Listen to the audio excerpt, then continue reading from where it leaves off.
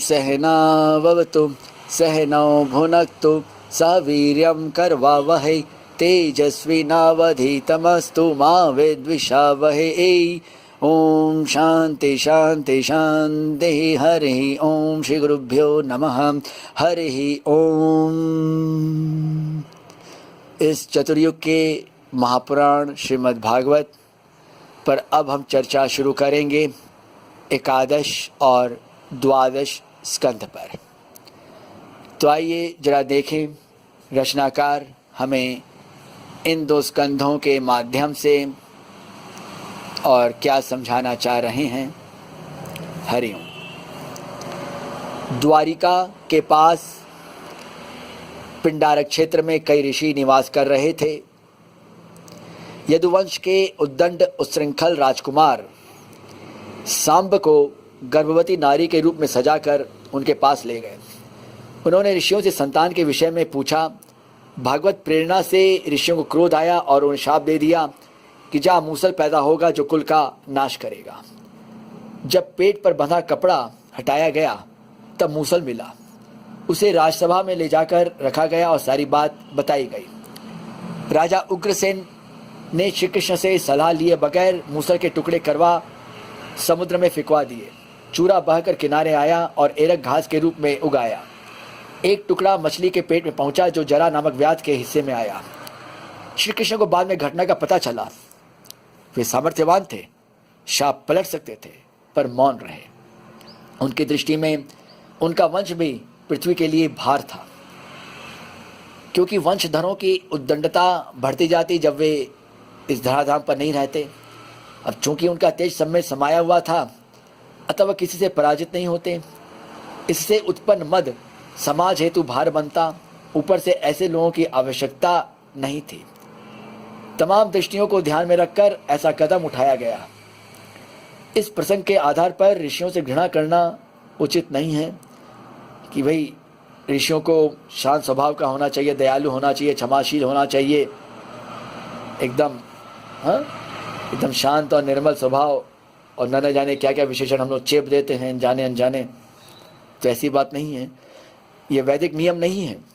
यह तो नपुंसकता या ऐसे गृहस्थों के बारे में ठीक है जो परिवार से परेशान होकर साधु बनते हैं। उनके बारे में ठीक है जिन्हें संस्था चलानी है, या ऐसा सोचते हैं कि साधु वेश लेते ही उद्धार हो जाएगा। क्योंकि कई लोग तो गृहस्थ में मरना भी नहीं चाहते। वे तो सोचते हैं कि नहीं नहीं नहीं नहीं, अगर बाबा जी का वेश बना लेंगे तो बस फिर तो उद्धार होना अनिवार्य है। ना ना ना, ऐसा कहीं नहीं लिखा, कुछ नहीं लिखा।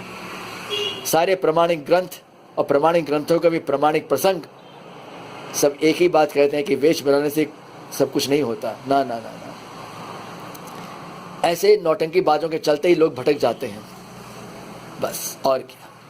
उन्हें केवल ऋषियों का दोष ही दोष दिखाई देता है। खैर, प्रथम अध्याय में इस घटना का उल्लेख करने के बाद रचनाकार वह प्रसंग छेड़ते हैं जो चिंतन को निष्पक्ष बनाता है, मताग्राही के बदले सत्याग्राही बनाता है। देवर्षि नारद वसुदेव जी से मिलने आते हैं। वसुदेव जी ने वह उपदेश सुनना चाहा जो आवागमन से छुटकारा दिलवाने में समर्थ हो। अब देखिए, जिसके घर में अवतार हुआ संतान रूप में, वह पिता तक उपदेश के लिए लालायित है। ऋषि कर्दम भी वन गए थे। उधर हम देखें तो सगुण रूप में कृष्ण और अर्जुन साथ साथ थे, रहते थे साथ। फुफेरे भाई भी थे, साले बहनों का रिश्ता भी था, दोनों में अंतरंग सखा भाव भी था। इतना होने के उपरांत भी अर्जुन का मोह भंग नहीं होता। और तो और कुरुक्षेत्र के मैदान में विश्व रूप दर्शन दिखाने के बाद भी वे नहीं समझते। हालांकि कहने को कह देते कि मेरा मोह भंग हो गया, बोले तो कहने भर की बात थी। अब पूरे युद्ध पर और उसके बाद में उनके व्यवहार पर हम दृष्टिपात करें तो यही बात समझ में आती है कि कोई मोह भंग नहीं हुआ था। ना ना ना ना ना ना, ऐसी कोई बात नहीं है। तो देखिए, खाली सगुण सगुण की माला जपने से कुछ नहीं होता। हम ये भी तो देखिए कि वस्तुस्थिति क्या है, जमीनी सच्चाई किस ओर हमें इशारा कर रही है। अवतार और उनसे संबंधित सारे कार्य नाम रूपात्मक जगत के दायरे में आते हैं। यह एक तरह की क्रिया ही है। वसुदेव जी इस दायरे या देह आधारित अवधारणा से ऊपर उठना चाहते थे, इसीलिए उससे संबंधित प्रश्न देवर्षि से किया गया। इस पर देवर्षि ने एक प्रसंग के माध्यम से उत्तर दिया। एक बार महाराज निमि के यज्ञ में 9 योगीश्वर पहुंचे। ये ऋषभदेव के पुत्र थे जो बाद में सन्यासी बन गए थे। उनके स्वागत में सब खड़े हो गए। सबको यथा योग्य आसन देकर राजा निमि ने कल्याण के स्वरूप और साधन के बारे में पूछा। 9 योगीश्वरों में से कवि जी ने कहा, कायेन वाचा मनसेन्द्रियैर्वा बुद्ध्यात्मना वानुसृतः स्वभावात् करोति यद् यत् सकलं परस्मै नारायणायेति समर्पयेतत्। शरीर, वाणी, मन, इंद्रिय, बुद्धि, अहम भाव से होने वाली चेष्टाएं राग द्वेष द्वारा पोषित न हो, मनुष्य उनके साथ न बहे। उनका प्रभाव तो देखिए जीवन में पड़ता है, ये नहीं कि पड़ता ही नहीं, पर उनके साथ बहना शुरू न करे। जन्म जन्मांतरों के स्वभाववश जो जो क्रियाएं करे वह ईश्वर अर्पणम भावना से करे, बुद्धि से करे। तब विसर्जन क्रिया की संगति कैसे लगे? यह होने को प्राकृतिक व्यवस्था है। शरीर की सफाई हेतु यहाँ भाव यह रखना है कि प्रभु हेतु शरीर की सफाई जरूरी है। यह सफाई शरीर को स्वस्थ रखने में सहायक है। हालांकि इसमें कर्तृत्व भोक्तृत्व अभिमान नहीं रहता, पर औरों को परेशान करने की भावना भी नहीं रहनी चाहिए कि भाई जहाँ तहाँ मलमूत्र का त्याग करना है अथवा स्थान की सफाई का ख्याल ना रखना है और तमाम बातें, और इसके आधार पर किसी को छोटा बड़ा समझना है कि वो मलमूत्र त्यागने के बाद में इतने बार कुल्ले नहीं करता या मुंह नहीं धोता या आँख नहीं धोता या ये नहीं करता या वो नहीं करता, तो हम करते तो हम बड़े हैं। नहीं, ये सब पाखंडवाद है और कुछ नहीं। इस क्रिया में समर्पण का यही अर्थ लगेगा। कोई गलत कार्य हो जाने पर हम क्या करें? अब गलत कार्य तो हम दे नहीं सकते, क्योंकि जानी बात है गलत चीज़ तो प्रिय को नहीं दी जाती ना, और भगवान तो सबसे अधिक प्रिय है। देखिए धीरे धीरे वह स्थिति आती है जब गलत कार्य होने पर भी साधक समझ लेता है और समझ जाता है, मान लेता है कि प्रभु की कठोर कृपा होने वाली है इसके माध्यम से। इसलिए हो सकता है उसी ने हमारा मन विचलित कर दिया, वो कुछ और हमें करवाना चाहता है, हमें कुछ समझाना चाहता है, हमारे दोष निकालना चाहता है। क्योंकि देखिए आखिर काल मृत्यु जन्म न्याय भी तो उसी का रूप है। अंदर के दोष तो निकलने ही चाहिए, वे कोई और आकर नहीं निकालेगा। ये समझदारी ही ईश्वर अर्पण है। रही बात स्वभावजन्य कर्मों की, तो वहाँ बहुधा कर्ता भोक्ता भाव हावी होता है। इसे प्रभु द्वारा की गई सेवा समझकर करना चाहिए, क्योंकि समष्टि में कार्य हीन या महान नहीं होता। सबकी अपनी प्रयोजनीयता है, प्रासंगिकता है, उपयोगिता है, उपादेयता है।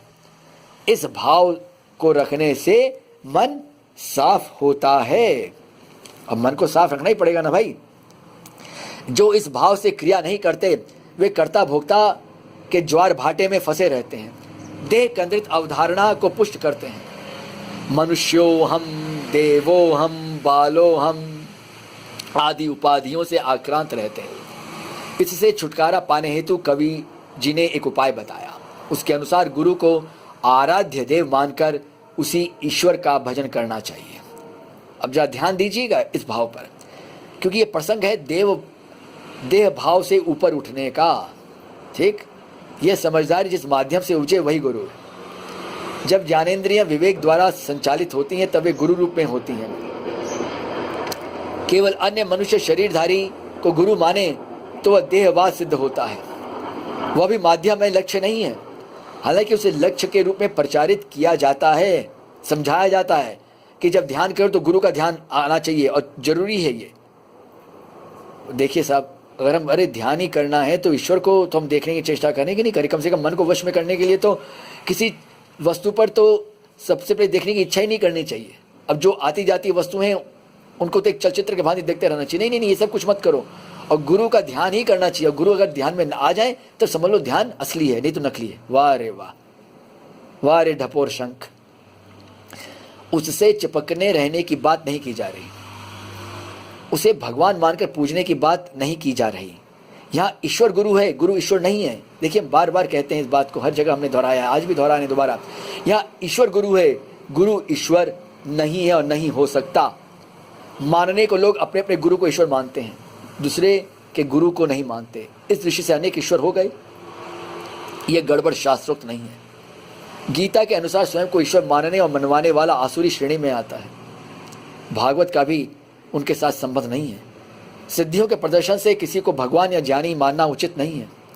इसीलिए ईश्वर को गुरु मानने में दोष नहीं है कि वो सबसे परे हैं, वे भेदभाव नहीं करते। पर होता क्या है, होता तो कुछ और है, समझाया कुछ और ही जाता है।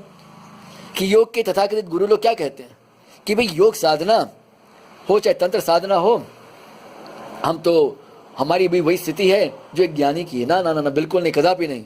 इस फेर में, इस धोखे में हम लोग ना रहें तो ही हमारी भलाई है। क्यों?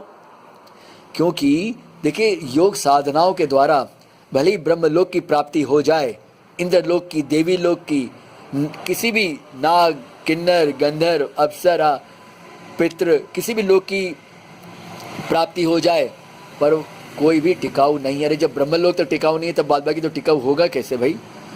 तो ये जो चीज़ है, इसमें होता क्या है कि देखिए, स्थूल शरीर, कारण शरीर और सूक्ष्म शरीर, तीन की अवधारणा है अपने यहाँ।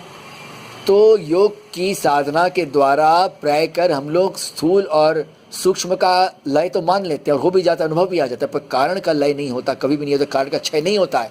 और जब कारण शरीर का क्षय नहीं हुआ तो नारायण बाद बाकी तीनों शरीर तो चिपके रह गए कि नहीं रह गए? हम तीनों में फंसे रह गए कि नहीं रह गए?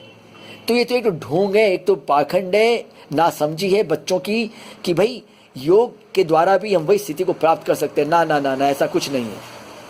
इसीलिए देख लीजिए, हाँ, समाज में क्या क्या है कि फला फला बाबा है, वो पता नहीं कितने हजारों सालों से उसका शरीर भटक रहा है। अरे अभी तक उसकी मुक्ति नहीं हुई, मतलब उसकी देहाशक्ति इतनी प्रबल है। देखिए, हम ये चीज़ पकड़ना नहीं चाहते बहुधा, इस बात की गहराई पर हम नहीं जाना चाहते। नानक ज्ञानी अलग है और योगी अलग है, ठीक? अभी हमें ज़रूरत नहीं, हमने वो बात नहीं पकड़ा, कुंडली जागरण का मार्ग नहीं पकड़ा, हमें पसंद नहीं है। हमें ना सिद्धि अपने लिए चाहिए ना औरों के लिए चाहिए, ठीक है? सिद्धियों समाज सेवा करनी एक अच्छी बात है, पर उस समाज सेवा में क्या होता है कि अहम भाव धीरे धीरे आ जाता है कि नहीं, हम ही भगवान हैं। हम बोलेंगे कि भाई कोई श्रद्धा के लिए हमको भगवान मानने, ना ना ना ना, श्रद्धा की ना, श्रद्धा को इतना भाव नहीं देना चाहिए नारायण। क्योंकि हर गुरु का यही धर्म, यही कर्तव्य है कि वो शिष्य की श्रद्धा को ईश्वर के प्रति मोड़े, अपनी तरफ रहने न दे, ठीक? गुरु को सम्मान देना और बात है, उसको ईश्वर के स्थान पर स्थानापन्न करना, उसको गद्दी दे देना, ये बात गलत है।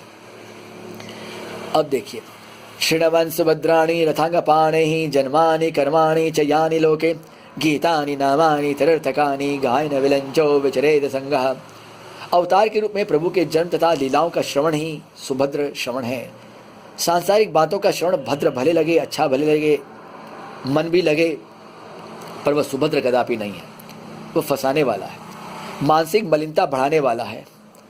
असंग की भांति नामगान करते हुए विचरण करें। यहाँ केवल नामगान ही नहीं, वरन व्यक्ति, वस्तु, विशेष स्थान में आसक्ति न रखने की बात भी है।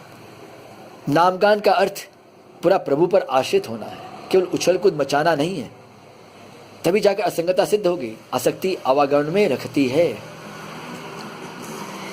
एवं व्रत स्व प्रिय नाम कीर्त्या जाता अनुरागो दत्त उच्चैहि हसत्यथो रोदिति रौति गायत्य उन्माद व नृत्येति लोक बाह्य।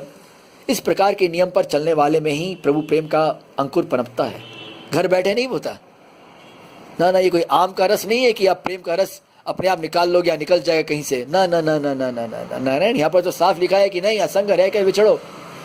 ये नहीं कि हम गंगा जी के किसी किनारे, यमुना जी के किसी किनारे, या फला धाम में अपनी कोई कुटिया बनवा लें, अपना कोई कमरा बनवा लें, या किसी बड़े आश्रम में दान देकर, मोटी रकम, मोटी दक्षिणा देकर बाबा जी का वेश बनवा लें, अथवा बाबा जी को खुश करके कोई कमरा बनवा लें, वहाँ पर रहने लग जाएं और असंगता हमारी सिद्ध हो जाएगी। क्योंकि लिखा ही है कि कीर्तन करो, नाम संकीर्तन करो। अरे नाम संकीर्तन तो भागवत में है, पर उसके साथ में और क्या लिखा है ये तो हम समझें। ये तो लोग यहाँ तक तो जो मन में से आरोप लगा ही देते हैं कि भागवत पूरी की पूरी नाम कीर्तन के पक्ष में, कि भागवत का अंतिम श्लोक भी यही कहता है कि नाम कीर्तन करो, संकीर्तन करो और कुछ मत करो। वाह बेटा वाह। तो यहाँ पर ये क्यों कहा जा रहा है, क्यों कही जा रही है ऐसी बातें कि असंग रहकर विचरण करें, तभी तो जाके सत्यम विशुद्धम वासुदेव शब्दितम सिद्ध होगा। तो सिद्ध कहाँ से होगा? तभी जाकर तो वो जो पहले की सारी बातें हैं ना नारायण, एक एक करके वो अपने आप स्वतः सिद्ध होती चली जाएंगी कि भाई वसुदेव सुतम देव कंस चारुर्वर्धनम। तो कहना बहुत आसान है, पर समझे से वासुदेव का अर्थ क्या है, भेद तुम समझे कि कृष्ण का कहते किसको है। ना ना ना ना, सिर्फ गड़बड़ कर देने से, शास्त्रों के नाम पर मनमाने ग्रंथों को लिख कर उसका प्रचार कर देने से ये सब कुछ नहीं होता है नारायण, कि पूरी भागवत नाम रूप का पक्ष कदापि नहीं लेती। वो तो हमें कहती है कि व्यवहार करो, सोच समझ कर करो, चिपको मत। हाँ, और नाम रूप रहेगा तो हम चिपकेंगे, चिपकेंगे जरूर चिपकेंगे। तब फिर इतनी तो बुद्धि तो कम से कम हम सब में अब आ ही जानी चाहिए। तो ये जो प्रेम अंकुर पनपता है नियम के अनुसार चलने से, कि उसी का अंतःकरण तो साफ रहेगा, तभी जाकर सत्वम विशुद्धम वासुदेव शब्दितम वाली स्थिति सिद्ध होगी। वो साधारण लोगों की अवधारणा से परे हो जाता है। वह कभी हंसता है, कभी रोता है, कभी नाचता और कभी गुणगान करता है। संसार से वैराग्य और प्रभु से प्रीति बढ़ती जाती है। इस उत्तर के बाद राजनीमी ने भक्त के लक्षण पूछे। 10वें स्कंद में श्री कृष्ण से उस वृत्ति पर कटाक्ष किया जहाँ व्यक्ति अपने इष्ट देव को तो समस्त प्राणियों में न देखकर सिर्फ मूर्ति विशेष में देखता है।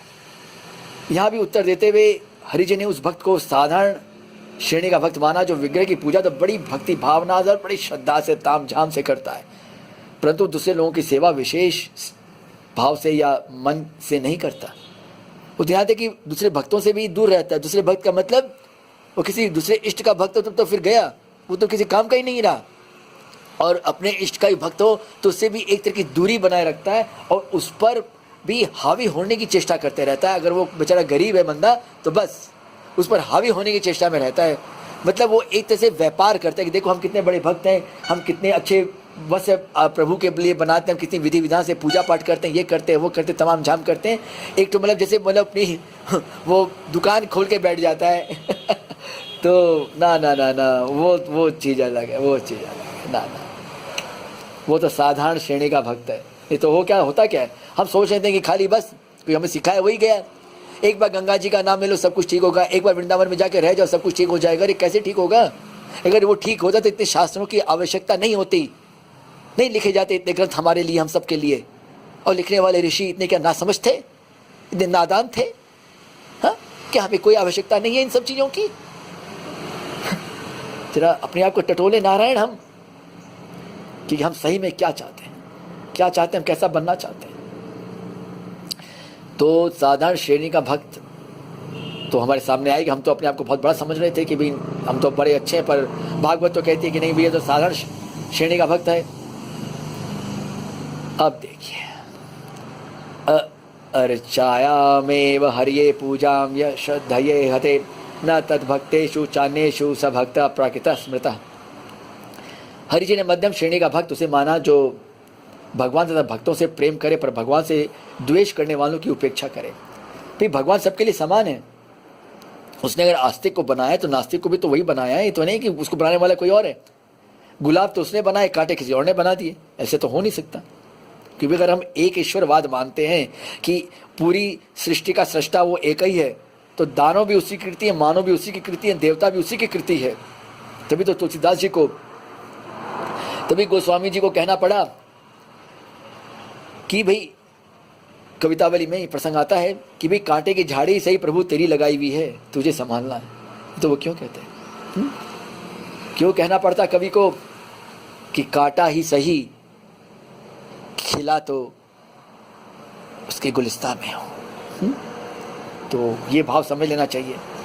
नहीं तो अब कोई कहे कि हम जानते हैं कि भाई भागवत के प्रसंग में भी आता है, प्रारंभ में प्रकाशकों ने डाल दिया, ये चीज़ डाल दी कि भाई जो पारायण करते हैं, जो कार्यक्रम करते हैं भागवत का, उन्हें उन दिनों नास्तिकों से बात नहीं करनी चाहिए, दोष लगता है। अरे कोई दोष सोचने तक भागवत क्या कह रही है कि नास्तिक भी तो भगवान की ही कृति है।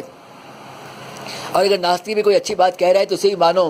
कि नीति शास्त्र क्या कहते हैं कि बच्चा भी कोई अगर अच्छी बात कह रहा है उसे मानने में कोई नुकसान नहीं है। अगर कोई वृद्ध भी कोई गलत बात कह रहा है तो उसे मत मानो। ये तक है। अपने कुछ ऐसी कथाएं गढ़कर, कि कथाएं कहानियां और किस्से गढ़ने में तो भारतीयों का कोई भी मुकाबला नहीं है विश्व में।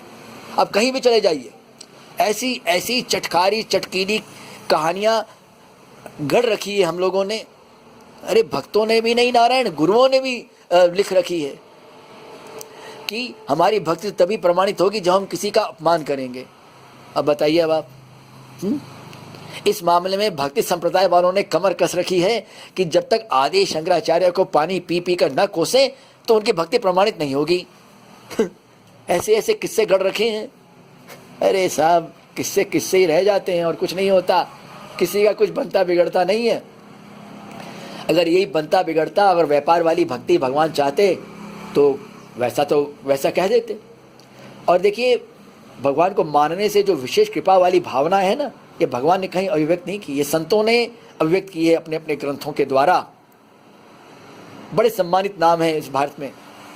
हमारे मन में उनके प्रति श्रद्धा की भावना है, ये नहीं कि श्रद्धा नहीं है, पर उनके वचनों पर श्रद्धा नहीं है, ऐसे वचनों पर। क्योंकि जो मन में आए सो कहते हम लोग सब आंख मूंद के मान लेंगे, तो भैया उस परंपरा से तो हम लोग है नहीं।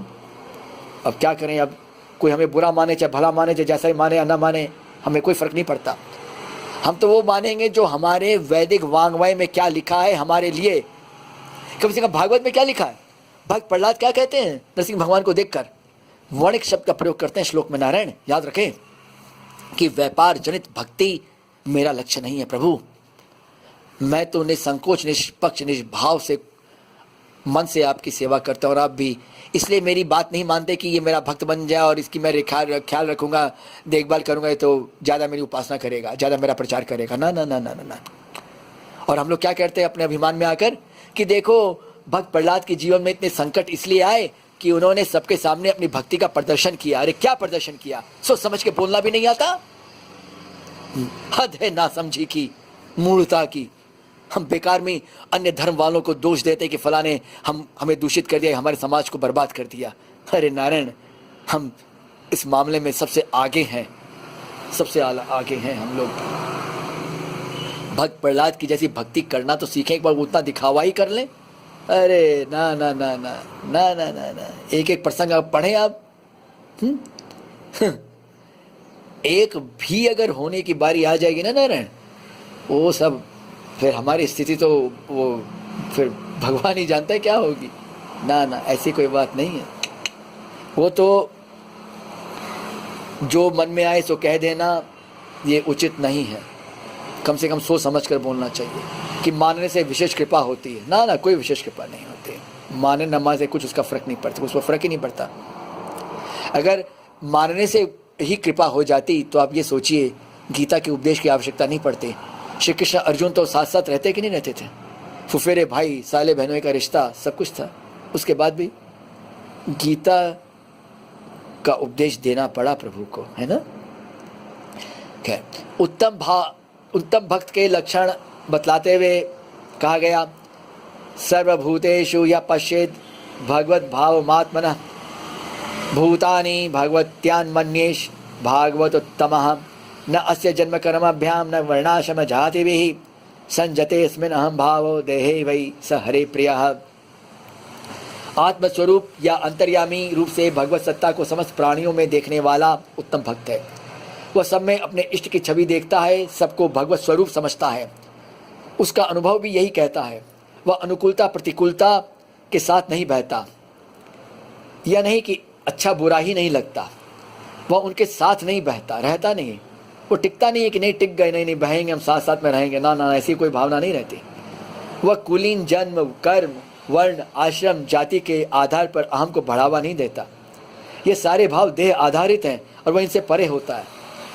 और यहाँ पर हाल तो ये है नारायण, अब आप लोग को गृहस्थों को तो क्या बतलाएं, पर हम साधु समाज में तक ये भाव है कि पोशाक, आसन, ये सब देखकर, बाहरी वेशभूषा देखकर व्यवहार होता है।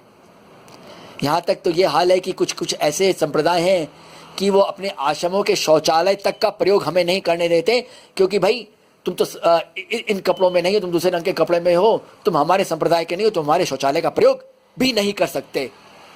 हंसिए मत नारायण, ये जमीनी सच्चाई है हमारी आपकी, इस देश की मानसिकता की। जहाँ पर अगर तुलसी की माला ना हो तो लोग भिक्षा तक नहीं देते साधु को, ठीक से कह देते ये पापी है। वाह भाई वाह। ये भक्ति है? आप कहेंगे थोड़े से, नहीं नारायण नहीं। हमें प्रभु ने कई रूपों के दर्शन करवा दिए हैं। खैर, इसके बाद राजा निमि ने माया के बारे में पूछा। इसका उत्तर अंतरिक्ष जी ने दिया। माया सत असत नहीं, उभय नहीं, अनिर्वचनीय है। अनिर्वचनीय मिथ्या एक है, माया वाच्य है। प्रकृति एवं अविद्या द्वारा ही माया का निरूपण हो सकता है, उसके निरूपण की अन्य विधा नहीं है। यह निरूपण शब्द स्वरूप समझने या भाव दर्शाने के अर्थ में प्रयुक्त हुआ है। जिस शक्ति के द्वारा परमात्मा इस सृष्टि के सृष्टा, संचालक एवं संहारक के कारण न होते हुए भी कारण रूप में भासते हैं, वही माया है। प्राणी अपना स्वरूप भूल जाता है और देह को आत्मा मान लेता है। पूरा कर्मकांड देह केंद्रित है। देह चूंकि अनित्य है, अतः उसके द्वारा होने वाली तमाम क्रियाएं नित्य नहीं हो सकती। इस पर विश्वास न होना माया का खेल है। प्रकृति इसी का नाम है। ये सब जड़ हैं, इन्हें चेतन मानना ही माया है, अज्ञान है, अविद्या है। अब कोई कहे कि भाई प्रकृति भी उसी का रूप है, तो प्रकृति को चेतन मानने में क्या दोष है? मानने तो माने भाई, प्रकृति को अगर हम चेतन मानते हैं तो ठीक है, सर्व खलविदम ब्रह्म और सियाराम में सब लोग जानी तो सिद्ध हो जाएगा, पर सही में सिद्ध होना चाहिए नारायण। व्यवहार में भी बहुत कठिन है, इतना आसान नहीं है। सोच समझ के हम बोलें, क्योंकि अगर नहीं मान पा रहे हैं, उस बात को नहीं क्रियान्वित कर पा रहे हैं, तो हम बोलना भी बंद करें। बोलवे तो तऊ दब जब बोलवे को सुधी हुई, नहीं तो चुप हुए मन हो रही है। यह मीमांसा राजा निमि को तनिक कठिन लगी, क्योंकि सबकी ग्रहण क्षमता एक जैसी नहीं होती। इसीलिए उन्होंने उनके लिए उपाय पूछा जिनका शरीर में बड़ा आत्मभाव है। कि शरीर को आत्मा भी भली ना समझें, पर शरीर में आत्मभाव पूरा का पूरा रहता है। और सारे संप्रदाय खुल के कहते हैं, इसमें हम कोई किसी की निंदा या खंडन नहीं कर रहे। एक वेदांत को छोड़कर, जो असली में वेदांत वेदांत ही है, उसको बांटना नहीं चाहिए कि ये अद्वैत वेदांत है और ये द्वैत वेदांत है, ये विशिष्टाद्वैत है। ये सब बांटने तो दुकानदारी है। वेदांत वेदांत है। तो बाद बाकी जितने भी हैं सब शरीर को आत्मा ही मानते हैं और देह भाव रखते हैं। उसके आधार पर एक दूसरे का विश्लेषण करते हैं। इसलिए समाज बटा हुआ है नारायण। समाज में जो इतनी विसंगतियां आज हैं, धर्म के नाम पर, जाति के नाम पर, संप्रदाय के नाम पर, अध्यात्म के नाम पर, इसीलिए है। वेद से इसका कोई भी रिश्ता नहीं है। वैदिक वांग्मय ये बात नहीं कहता ये करने को, ना ना ना ना ना ना। क्योंकि विश्लेषण क्षमता तो दैहिक प्रयोजन तक सिद्ध होती है। विश्लेषण होता है पर दैहिक प्रयोजन तक बस। तो इसका उत्तर प्रबुद्ध जी ने दिया। कर्माण्यारभमाणानां दुःखत्यै सुखाय च पश्येत पाक विपर्यांस मिथुने चारिणां नृणाम् एवं लोक परम विद्यान्नश्वरं कर्म निर्मितं स्तुल्यातिशयध्वंसं यथा मंडलवर्तिनां तस्माद् गुरुं प्रपद्येत जिज्ञासो श्रेय उत्तमं शाब्दे परे च निष्णातं ब्रह्मण्यो उपशमाश्रयम् भागवतान् धर्मान् शिक्षेत गुरुवात्मदैवतः अमाययानुवृत्तया यस्तुष्येदात्मात्मदो हरिः। आपसी संबंधों के आकर्षण में बंधे हुए मनुष्य दुख की निवृत्ति और सुख प्राप्ति हेतु क्रियाएं करते रहते हैं। उन्हें विपरीत होते जा रहे कर्मफल के बारे में सोचना चाहिए। सुख मिलता नहीं, मिल जाए तो टिकता नहीं, यानी हर हाल में दुख बढ़ता ही है। मरणोपरांत मिलने वाले लोगों का हाल भी बेहाल है। केवल नीचे के लोग ही बुरे नहीं हैं, ऊपर वाले भी कुछ कम नहीं हैं। वे मिलते हुए तथाकथित पुण्य कर्मों से हैं। बहुधा उनके लिए अनुष्ठान तक करवाए जाते हैं। योग दर्शन में विभूतिपात के आधार पर तपस्या की जाती है। नाशवान जगत में कोई भी लोग नित्य नहीं है। संप्रदाय विशेष अपने प्रिय लगने वाले लोगों को नित्य मानते हैं। यह उनकी नासमझी है। यह वैदिक समझदारी नहीं है। यह कागजी मान्यता वैदिक कदापि नहीं है। सारे लोग राग द्वेष से परिचालित हैं, भरे पड़े हैं। कर्मजन्य लोग एक निश्चित अवधि तक रहने देते हैं, वहाँ से पतन होता ही है। नाश का भय वहाँ भी नहीं छूटता। अतः ऐसे गुरु के पास जाना चाहिए जो वैदिक वांग्मय के पारदर्शी विद्वान ही नहीं वरन अनुभवी हो। उसके साथ वे व्यवहार में डूबे ना रहें, गुरुगिरी से दूर रहें, क्योंकि गुरु होना भी एक उपाधि है। देखिए, विद्वान कई हो सकते हैं, समझाने में निपुण भी हो सकते हैं, उनका नाम भी हो सकता है। तो इससे क्या, व्यक्ति स्वभावानुसार बाध्य होगा क्रिया करने को। अर्जुन को यही समझाया गया। आगले ने युद्ध के लिए देवलोक से विशेष दिव्यास्त्र का प्रशिक्षण प्राप्त किया। पूरा स्वभाव युद्ध केंद्रित था। इस स्थिति में वह सन्यासी बनता तब भी सफल नहीं होता कि वो ऋषिकेश, हरिद्वार या जहीं भी जाता वहाँ भी कुछ गड़बड़ करता, वो कुछ न कुछ गंडगोल किए बिना नहीं मानता। और होता वही है, जब एक एकदम समझ लीजिए व्यवहार में डूबा हुआ व्यक्ति या एकदम प्रपंच में डूबा हुआ गृहस्थ जब सन्यासी बनता है तो क्या करता है, क्या करता है। तो आप लोग हमसे ज़्यादा इस मामले में समझदार हैं, इशारा काफ़ी है। हाँ, तो जाने में तो वही करेगा और कुछ, और क्या करेगा, और कुछ कर ही नहीं पाएगा। तो मन तो है, पर वो मन राग द्वेष में, कंचन कीर्ति कामिनी में डूबा रहता है, उस तरफ ही रहता है, तब सब व्यर्थ है। जो इन तीनों से सही में दूर हो वही पूजनीय है, उसी की सेवा स्थायी फल दिलवाती है। वैसा गुरु क्रमबद्ध तरीके से अनात्म भाव दूर करता है, उसे पाठ्यक्रम पूरा करने की हड़बड़ी नहीं होती और संस्था के लाभ नुकसान की चिंता नहीं रहती कि भी संस्था का लाभ नुकसान देखना है, उसके अनुसार शास्त्र का अध्ययन करवाना है, श्लोकों का अर्थ समझाना है। ऐसे गुरु के पास असली जिज्ञासु ही जाता है जो गुरुगिरी नहीं करते, जो अपने लाभ नुकसान की चिंता नहीं करते, जिनको पाठ्यक्रम पूरा करने की हड़बड़ी नहीं होती। देखिए, जिनको होती है उनके पास असली जिज्ञासु होने का भक्त होता है, वह विवेक का प्रयोग ठीक से करता है, देह आधारित साधनों को महिमा मंडित नहीं करता, उनके आधार पर किसी को ग्राह्य त्याज्य नहीं समझता। मनन चिंतन से उसकी आंतरिक स्थिति सुधरती रहती है।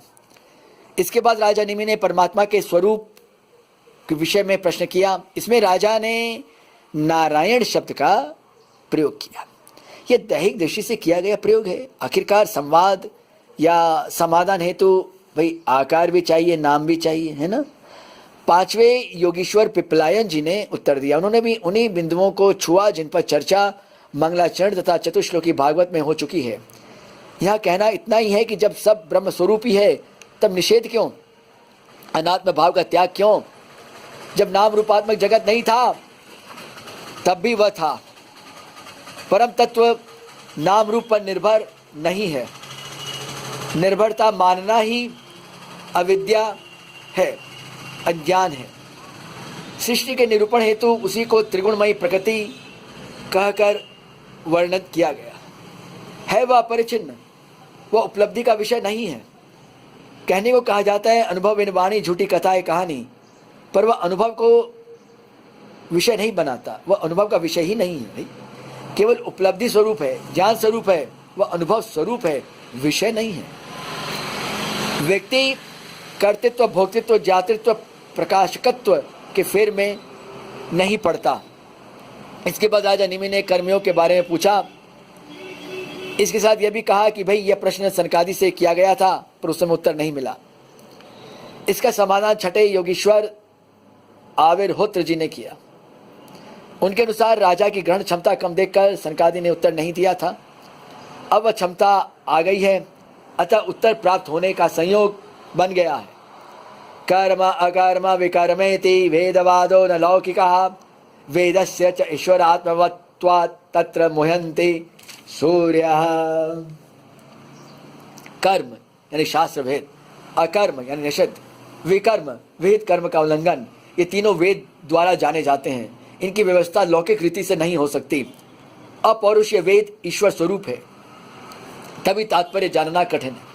विद्वान भी भूल कर बैठते हैं। यह होता है जब तात्पर्य जानने वाले प्रायोजित होते हैं या किसी न किसी वाद गुट संप्रदाय क्षेत्र के कट्टर समर्थक होते हैं। इसी से मनमाने ग्रंथ, मनमानी व्याख्याएं, मनमाने भाष्य रचे जाते हैं। अर्जुन आया था युद्ध रूपी कर्म करने हेतु, यह व्यवस्था की मांग थी। वह शास्त्र विहित स्वधर्म था जो काल स्थिति अनुसार व्यक्ति को करना पड़ता है और उसे मिला अर्जुन को करने को। यह न करके वह युद्ध छोड़ने की बात करने लगा। यही विकर्म है, पाप है। आगले का चिंतन नारियों का पथभ्रष्ट होना, वर्ण संकर संतान होना और पिंडदान क्रिया के लोप होने की ओर चला गया। यह उस समय स्थान की मांग नहीं थी, उस ऋषि से यह अकर्म हुआ। अधिकांश मनुष्यों से यही भूल होती है, वो तालमेल नहीं बैठा पाता। युगानुसार या एक ही युग में समयानुसार प्राप्त स्वधर्म को भूल जाता है या निंदा करने लगता है। वो लौकिक मान्यताओं से चिपका रहता है कि लोग क्या कहेंगे, लोग क्या सोचेंगे मेरे बारे में, मैं अगर ये करूँगा। यह नहीं सोच पाता कि परिवर्तनशील है सब समय और परिवर्तनशीलता के अनुसार मनुष्य को ढालना ही चाहिए अपने आप को। ये तो प्रकृति ढलवा देती है। प्रकृति ये नहीं कि प्रकृति किसी का लिहाज रखती है इस मामले में, ना ना ना ना। पानी पीने से प्यास शांत होती है, वह किस माध्यम से पिया जाए ये लौकिक नियम है कि हम हाथ से पिए, दोने से पिए, मिट्टी के सकोरे में पिए, ग्लास में पिए। तो ग्लास है तो भाई पीतल का है कि तांबे का है कि कांच का है कि चांदी का है कि किसका है, धातु का है और किसी का। ये लौकिक नियम, वैदिक नहीं है। जब बिजली नहीं थी तब दर्जनों नियम बने कि नहीं बने उसके अनुसार। अब उनका पालन हम आज करें तो ये तो फिर भाई साफ बात है कि अपना इलाज हमें करवाना नहीं चाहिए अपने दिमाग का, फिर है ना। और फिर सबके पीछे वैज्ञानिक कारण खोजने बैठ जाए, ये भी तो आजकल एक रोग हो गया, अध्यात्म भी तो। और सबके पीछे वैज्ञानिक कारण खोजो रे खोजो रे खोजो, ना ना, ये भी एक तरह की हठधर्मिता है, दिमागी दिवालियापन है। दिन में बना हुआ भोजन भी गलत या कीटाणुओं से ग्रस्त हो सकता है, तो इसके लिए केवल रात के बने भोजन को गलत कहना लौकिक नियम नहीं है। अरे कम से कम आयुर्वेद में भी ये नहीं लिखा कि केवल रात के बने भोजन में ही कीटाणु पड़ सकते हैं, दिन के भोजन में कीटाणु नहीं पड़ते क्योंकि सूर्य की रोशनी रहती है। नारायण, किसी ऐसी वैसी जगह में किसी गंदगी और धूल दूसरित वातावरण में अगर हम भोजन बनाने बैठे कोई, तब तो कल्याण हो जाएगा। तो कीटाणु तो बहुत सारे आ जाएंगे सब। तब बताइए हमारी मान्यता की तो ऐसी की तैसी हो गई कि नहीं हो गई। तो जब सोच समझ के तो चिंतन मनन करें, अपने तो समझे नहीं औरों को समझाने बैठ जाते हैं। इतनी समझदारी तक होनी मुश्किल है। ऐसे नासमझ विद्वानों से भूल होनी आम बात है। परोक्षवादो वेदोयम बालानम अनुशासनम कर्म मोक्षाय कर्माणि विधत्ते गदम यथा। वेद परोक्षवादात्मक है, शब्दार्थ से अधिक लक्ष्यार्थ या तात्पर्यार्थ मुख्य है। कि वैसे लक्ष्यार्थ और तात्पर्यार्थ का भाव एक ही, पर कहीं कहीं कुछ लोग इसको अलग मानते हैं, तो माने शौक से कि तात्पर्य भी वही हुआ समझाने का, और लक्ष्य भी हुआ भी लक्ष्य किसे किया गया, और तात्पर्य हुआ कि एक अंदर का अर्थ क्या है। तो वहाँ पर कई बार क्या लक्ष्यार्थ छुपा रह जाता है कि लक्ष्य तक हम नहीं पकड़ पाते, सिर्फ उस चीज़ का भाव पकड़ लेते हैं पर लक्ष्य कई बार समझ में नहीं आता। तो ये एक महीन सा भेद है, ठीक है, इसमें कोई बहुत बड़ी बात नहीं है। इसीलिए वह समझ पाना टेढ़ी खीर है। यहाँ कर्मों की निवृत्ति हेतु कर्म का विधान किया गया है। बच्चों को मिठाई का लालच देकर औषधि दी जाती है कि नहीं जाती है, वैसे ही लोगों का प्रलोभन देकर आत्मज्ञान में प्रवृत्त करना ही वेद का कार्य है। ये समझ में नहीं आता हमें, है ना, जल्दी से पकड़े नहीं पाते इस चीज को। न चरेद यस्तु वेदोक्तम स्वयं जो जितेन्द्रिय वे कर्मणा धर्मेण मृत्युमुपैति स। मनमाने ढंग से या किसी के कहे अनुसार वेदोक्त या स्वधर्म का परित्याग विकर्म को बुलावा देता है। वे त्याग उचित क्यों नहीं है? क्योंकि न अज्ञान निवृत्त हुआ, न इंद्रिया वश में हुई, और मनमाने ढंग से कर्मों को छोड़ने लग गए, है ना। तब क्या होगा कि व्यक्ति स्वभावानुसार बाध्य होगा कि नहीं होगा। अब अर्जुन ने तो बहुत चाहता कि भाई हम बाबा जी बन जाएं, पर वो नहीं था, क्योंकि उसका स्वभाव क्या था, उसे प्रशिक्षण किस चीज का पर्याप्त किया था। वो ज्यादा तो फिर गड़बड़ करता कि नहीं करता सब जगह, और वही हो रहा है। हम सिर्फ सन्यासी इसलिए बनना चाहते हैं कि हमें समाज में सम्मान मिले, है कि नहीं। ना ना ना, वो तो फिर व्यापार हो गया, वो व्यापार हो गया। केवल कर्मों के त्याग का नाम या वेश का नाम या परिश्रम से भागने का नाम संन्यास नहीं है, कदापि नहीं है। भगवद गीता के 18वें अध्याय को अगर हम देखें तो एक दो नहीं कई श्लोक इस विषय पर हैं कि जो सिर्फ भागने का नाम संन्यास लोग समझ बैठे हैं वो गलत है। ऐसा व्यक्ति स्वधर्म का त्याग या वेदोक्त कर्म का त्याग करेगा तो आवागमन में फंसा रहेगा, वरन और असुविधा बढ़ेगी। स्वभाव नियतम कर्म किया नहीं और दूसरा करने लगा, दो दरफा कर्मों का बोझ रह गया अधिकांश मामलों में स्वभावानुसार ही कर्म करना पड़ता है। विवशतावश या लालचवश दूसरा कर्म करने में अंतर इतना ही है कि विवशता में दोष कम लगता है और लालच में अधिक लगता है। विवशता में व्यक्ति घुटता रहता है अंदर ही अंदर, ऊपर से प्रभु स्मरण तक नहीं हुआ, या यूँ कहें ईश्वर अर्पण बुद्धि से काम नहीं किया गया, तब मृत्यु से मृत्यु यानी आवागमन अनिवार्य है। लालच में तो ईश्वर अर्पण बुद्धि ही नहीं रहती, वहाँ पूजा पाठ भी व्यवसाय है, भक्ति ज्ञान वैराग्य सिर्फ औरों को ठगने तक सीमित रहते हैं। दिखावे भर हेतु उनका पालन होता है, तब करना क्या चाहिए? जैसे कि चर्चा की जा चुकी है कि समयानुसार प्राप्त स्वधर्म को ईश्वर अर्पण बुद्धि और सर्वभूत इतरता की भावना से करें। बहुधा कठिनाई स्वधर्म समझने और स्वीकारने में होती है। यह केवल देखा देखी से नहीं होता, अपनी जमीनी सच्चाई से अवगत रहना चाहिए। जब मनुष्य ये समझ लेता है तब वह त्रिपुटी के योग्य होने लगता है। इसमें पूजा पाठ का निषेध नहीं है, इतना ही है कि वह मन से हो, स्तोत्रादि है तो उच्चारण ठीक से हो, आवश्यकता अनुसार ही विधि विधान हो, दिखावा न हो। ध्यान केंद्रित पूजा ही सही में पूजा है। अंतःकरण की शुद्धि हेतु यह जरूरी है। इसके बाद राजा निमि ने अवतारों के विषय में पूछा। सातवें योगीश्वर द्रुमिल जी ने उत्तर दिया, अवतारों का परिचय पहले ही ग्रंथ के द्वारा हम प्राप्त कर चुके हैं। इसके बाद राजा ने भक्तिहीन यानी त्रिपुटीहीन वाली स्थिति के बारे में पूछा। अब देखिए यहाँ पर खाली भक्तिहीन अगर हम कहेंगे ना तो बड़ा मजा आएगा कुछ लोगों को, अरे देखियो भक्तिहीन यानी ज्ञान वैराग्य की आवश्यकता नहीं, यहाँ पे खाली भक्ति का नाम लिया गया। नारायण नारायण कृपया कर अब तो बड़े बन जाइए, अरे अब तो समझदार बन जाइए नारायण। हाँ, दिन ढलने लगा है, शाम होने लगी है, रात सामने है। हाँ, इशारा साफ है। तो भक्तिहीन मतलब ज्ञान वैराग्यहीन, त्रिपुटीहीन। तो ये क्यों? क्योंकि देखिए भक्तिहीन यानी ज्ञान वैराग्य तो साथ में रहेंगे ना तीनों, पहले से ये बात साफ हो चुकी है। नाम चाहे जिसका लिया जाए, यह कोई न समझे कि भक्ति के पालन से स्वर्ग मिलेगा और न मानने से नरक। दोनों ही अनित्य हैं, आना जाना दोनों मामलों में पड़ेगा। समझना यह है कि हमें करना क्या है, हमें क्या करना और क्या नहीं करना है। और क्या कि त्रिपुटीहीन व्यक्ति तो देह धरे का दंड तो भोगता रहेगा कि नहीं रहेगा।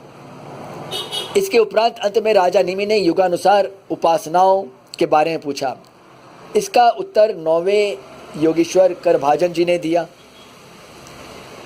देखिए इसकी चर्चा हम विस्तार रूप में यहाँ पर नहीं करेंगे, क्योंकि उपासनाओं के मामले में देखा देखी नहीं चलती। और होता यह है कि कहीं पर किसी प्रवचन में सुन लिया किसी उपासनाओं के बारे में और हम आंख मूंद कर करने लग गए। भाई हो सकता है वो हमारे अनुकूल ना हो, प्रतिकूल हो सकता है पिछले जन्मों में हो चुकी हो और इस जन्म में उसकी आवश्यकता ना हो, अथवा अगले जन्म में आवश्यकता हो और भी हम करने बैठ जाएं। तो इसीलिए अपनी आवश्यकता के अनुसार ही उपासनाओं का चयन और उसकी विधि विधान की जानकारी रखनी चाहिए। इसके बाद राजा ने उन सब की पूजा की, वे सबके सामने ही अंतर्ध्यान हो गए। यह प्रसंग सुनाकर देवर्षि नारद ने वसुदेव जी और देवकी जी को आश्वस्त किया। उन्हें भी यह सब सुनकर अच्छा लगा। देवर्षि वहाँ से चले गए। देवताओं ने आकर श्री कृष्ण से स्वधाम सिधारने की प्रार्थना की और फिर वे भी अपने अपने लोग चले गए। श्री कृष्ण ने इधर सबको प्रभास क्षेत्र जाने को कहा। यह सुनकर उद्धव जी उपदेश हेतु पास आते हैं। ये समझ जाते कुछ ना कुछ गड़बड़ है। अपने अंतिम उपदेश के रूप में श्री कृष्ण एक प्रसंग सुनाते हैं। एक बार राजा यदु ने अवधूत रूप से विचरत महात्मा से उनकी साधना के बारे में पूछा कि भाई विचरण कर रहे थे, एकदम अवधूत वेश में थे और शरीर हृष्ट पुष्ट था, बात क्या है कि अपने स्वरूप में हम मगन रहते हैं, तो बताइए सही कारण क्या है इसका। उनका नाम था स्वामी दत्तात्रेय। उन्होंने अपने 24 गुरुओं से प्राप्त शिक्षा का उल्लेख किया। उनके गुरु थे पृथ्वी, वायु, आकाश, जल, अग्नि, चंद्र, सूर्य, कबूतर, अजगर, समुद्र, पतंग, मधुमक्खी या भौरा, हाथी, शहद निकालने वाला व्यक्ति, हरिण, मछली, पिंगला, वैश्या, कुरर, पक्षी, बालक, कुंवारी कन्या, बाण बनाने वाला, सर्प, मकड़ी, भृंगी, कीट, कहीं कहीं भाट भेद मिलता है नामों का, यहाँ लक्ष्य रखना है सार ग्रहण का। नामों के फेर में पढ़ना बेकार है नारायण, नामों के फेर में पढ़ते पढ़ते ही तो फंसते जा रहे हैं हम सब कोई। अब क्या होगा, अब तुमसे थोड़ा दूर रहें, सार ग्रहण करने की क्षमता का विकास तो करें। अब जरा इनसे प्राप्त संकेत ग्रहण करने का सार्थक प्रयास हम सब करें। देखिए, हर तरह के आघात सहकर पृथ्वी बदले की भावना से ग्रस्त नहीं होती, वो धैर्यपूर्वक सहती रहती है। बदले लेने की भावना से वो नहीं सहती कि हम आज चलो, आज तुम्हारी बारी है इसलिए हम सह रहे हैं, एक दिन हमारा भी आएगा, हम हिसाब किताब चुकता कर देंगे। ना ना ना ना, क्योंकि देखिए केवल सहनशीलता की भावना एक आतंकवादी में रहती है, रह सकती है, एक मतलबी इंसान में रहती है। यहाँ मामला सृजनात्मक तथा सहयोगात्मक सहनशीलता की ओर संकेत कर रहा है। पर्वत, पेड़, पौधे पृथ्वी के विकार हैं, मानव समाज हेतु ये उपहार हैं। सहनशीलता से पूर्ण होकर ये परोपकार करते हैं, वैसे ही मनुष्य का आचरण होना चाहिए। गंध के मामले में वायु निष्पक्ष है, दुर्गंध सुगंध से सामना उसका होता है, उसके परमाणु उसे आक्रांत करते हैं, पर वायु देखते ही देखते दोनों से अलग हो जाती है। शरीर के अंदर रहकर वह समस्त अवयवों की देखभाल करती है, उनमें लिप्त नहीं होती, उनके स्वभाव के अनुसार राग द्वेष नहीं पालती। वैसे ही व्यवहार के साथ बहना नहीं चाहिए। आकाश सबको स्थान देता है, देखने में वह घटाकाश, मटाकाश, छिद्राकाश आदि में बटा लगता है, वास्तव में है वह अपरिच्छिन्न और असंग। वैसे ही आत्मा असंग है, असल में वह न करता है न भोगता, वह स्थान काल वस्तु से परिच्छिन्न नहीं है। यह सब देह से संबंधित है। जब देह की ही स्वतंत्र सत्ता नहीं है, तब इन तीनों को स्वतंत्र और सत्य नहीं माना जा सकता। जल पवित्र करता है, या यूं कहें साफ करता है, इसके लिए उसका साफ रहना जरूरी है। अब प्रदूषित या गंदे पानी से सफाई नहीं होती, ऐसा पानी केवल नाम का पानी है। वैसे ही मनुष्य को होना चाहिए, केवल आकार से विशेषता नहीं आती। अगर इस प्रसंग का संबंध गंगा, यमुना, नर्मदा, कावेरी आदि से जोड़कर यह कहा जाए कि भी इनका नाम लेने से ही मनुष्य पवित्र हो जाता है, तो ये गलत है। वैसे ही साधक को जल जैसा होना चाहिए, उसके दर्शन, स्पर्श और नामोच्चारण से लोग पवित्र हो जाते हैं। यह भाव नाम रूप की सीमा बांधकर अपनी दाल गलाने की चाल है। बड़े प्रेम से हम चला लेते हैं कि भाई गंगा मैया का नाम लो, सारे पाप धुल जाएंगे। अरे वाह भाई, बाद में ये भी लिखा है कि पाप मत करो, वो हम भूल जाते हैं। एक तरफ ये क्षेत्रवाद को बढ़ावा देता है और दूसरी ओर व्यक्तिवाद को। ये इनके प्रकरण या आंतरिक विकास को रोकता है। भाई जल तो जल है, भारत की नदियां यहाँ रहने वालों को प्रिय लग सकती हैं, पूजनीय लग सकती हैं, विदेश में रहने वालों को नहीं लगेंगी। वे अपने अपने देश की नदी को चाहेंगे, स्वाभाविक है। अब कोई ये ना समझे कि भारत एक है, वो तो एक आध्यात्मिक देश है और बाद बाकी के सारी जो देश है सब भोगवादी देश है। अरे जब सारी पृथ्वी भगवान की बनाई हुई है, हाँ, तो हम ये मूर्खता कैसे कर सकते हैं, कह सकते हैं कि नहीं केवल भारत ही आध्यात्मिक देश है? हाँ, क्योंकि क्या हुआ था राजा बलि के समय, जब वामन अवतार के द्वारा प्रभु ने पूरी पृथ्वी मान ली और विराट रूप में पूरा चरण पृथ्वी पर रख दिया, तो सारी पृथ्वी आध्यात्मिक हुई कि नहीं हुई, पवित्र हुई कि नहीं हुई, ये बताइए आप हमें। और हम अपनी नासमझी का ढिंढोरा पीटते हुए, औरों के सामने अपने दिमागी दिवालियेपन का प्रदर्शन करते हुए, मोहर लगाते हुए हम कह देते कि नहीं, हाँ भारत पवित्र है, भारत आध्यात्मिक देश है, बाद बाकी सब भोगवादी देश है। ना ना ना ना ना, ये सब गलत है। ऐसे नहीं बोलना चाहिए, हमें सोच समझ कर बोलना चाहिए। अग्नि गंदगी जलाने से गंदी या इत्र जलाने से सुगंधित नहीं होती। वैसे ही मनुष्य इंद्रियों तथा मन के गुण दोष के साथ न बहे। एक हद तक वायु भी ऐसा ही सिखाती है। जैसे अग्नि आकारवान लगती है पर वो है तो आकारहीन, वैसे ही आत्मा भी आकारवान लगती है पर वह आकारहीन है। तो देखिए, जैसे कहा गया पहले, अभी हमने कहा कि भाई अग्नि जलाने से गंदी या जलाने से सुगंधित नहीं होती, कुछ फर्क नहीं पड़ता, और वायु का भी ऐसा ही स्वभाव है। तो नाम तो अलग अलग हैं पर सिखाती वे दोनों वस्तु सिखाते एक ही चीज़ है। यानी कि हम ये समझे कि नहीं दोनों अलग अलग है, ना ना ना ना, दोनों अलग अलग नहीं है, एक ही चीज़ अपने अपने तरीके से सब सिखा रहे हैं। अग्नि वस्तुओं के आकारवश आकारवान लगती है, वैसे ही आत्मा आकारवान लगती है। जैसे अग्नि घृतादि से भड़कती है, वैसे ही असंयमित विषय सेवन से मन, क्योंकि वही कर्ता तथा भोक्ता है, इंद्रियां तो केवल माध्यम है। अतः मनुष्य को इस स्थिति के प्रति सजग रहना चाहिए। चंद्रमा तापहारी है, वैसे ही मनुष्य को होना चाहिए। चंद्रमा घटता बढ़ता सा प्रतीत होता है, पर है तो नहीं वो ऐसा ना, वो स्वयं में ये आरोपित उपाधि है, वो स्वयं तो वैसा का वैसा ही है। वैसे ये शरीर रूपी उपाधि वश हम स्वयं को कुछ का कुछ मान बैठे हैं। केवल मानना ही नहीं वरन महिमा मंडित कर बैठे हैं। अज्ञानवश ही यह सब होता है। उपाधियों में महत बुद्धि रहती है। चंद्रमा उसी ओर संकेत कर रहा है। सूर्य अपनी किरणों से जल को वाष्प में परिणित करके अपने पास नहीं रखता। यह कार्य औरों के हितार्थ किया जाता है। समष्टि योजना में वह अपनी भूमिका निभाता है, वैसे ही मनुष्य को होना चाहिए। उसका हर कदम परोपकारी होना चाहिए। यह वह स्थिति है जहाँ श्वास प्रश्वास भी एक यज्ञ है। गीता का 4वां अध्याय इसी ओर इशारा करता है कि भाई परोपकार की दृष्टि से यह भी हवन ही है। मनुष्य को प्राप्त किसी भी प्रकार की योग्यता सबके लिए है। महाबलवान मोह से बचने की शिक्षा कबूतर से मिलती है। बहेली ने जाल बिछाकर उसके बच्चे पकड़ लिए। यह देखकर कबूतरी से रहा न गया, वो स्वयं आकर फंस गई। मोहवश कबूतर भी आके फंसा। बच्चे दानों के चलते फंसे, माँ बाप मोहवश फंसे। इसमें आंतरिक समझदारी लुप्त हो जाती है। बच्चों को बचाने का उपाय न करके कबूतर का जोड़ा जाल में स्वयं फंस गया। गृहस्थों की भी यही स्थिति है। तथाकथित वे बाबा लोग भी हैं जो गृहस्थों की भांति बड़े बड़े घराने चलाते हैं, ऋण या दान लेकर सेवा का नाटक करते हैं। यह सब एक तरह से गृहस्थी ही है। लेन देन कीर्ति कंचन की कलाकल और कलकल से ग्रस्त त्रस्त पस्त रहते हैं। मानव शरीर इसके लिए नहीं मिला, वह मिला है स्वरूपानुसंधान तथा स्वरूपस्थ होने हेतु। अजगर भोजन के लिए समय स्थान वस्तु की राह नहीं देखता। भूख लगने पर जो सामने आ जाए उसे गपक लेता है।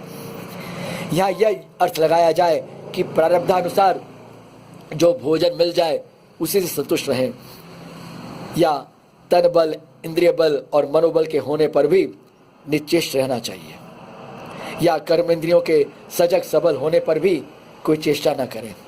तब वह न्याय संगत नहीं होगा।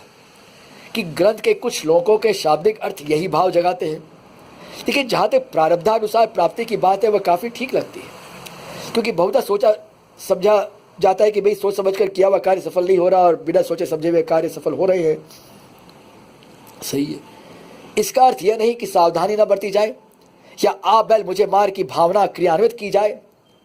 इसी प्रसंग पर सप्तम स्कंध के 15वें अध्याय के 15वें श्लोक को हम देखें। धर्मार्थ अपि नेहेत यात्रार्थ वा धनो धनम अनि हानि मानस्य महाहेरिव वृत्तिदा। धर्मज्ञ निर्धन होने पर भी धर्म के लिए अथवा शरीर निर्वाह के लिए धन प्राप्ति की चेष्टा न करें। जैसे बिना चेष्टा किए अजगर की जीविका चलती है, वैसे निवृत्ति परायण व्यक्ति की निवृत्ति ही उसकी जीविका का निर्वाह कर देती है। यानी प्रारब्धवश जो मिलना है वह मिलेगा, उसके लिए क्या चेष्टा करना। ऐसे श्लोक केवल लक्ष्यार्थ से खुलते हैं, तभी उनकी संगति लगेगी। यहाँ परिश्रम से जी चुराने की बात नहीं है, वरन उस वृत्ति पर चोट है जहाँ मनुष्य लोभ लालच में डूब जाता है, प्राप्त स्थिति में खुश रहना नहीं जानता।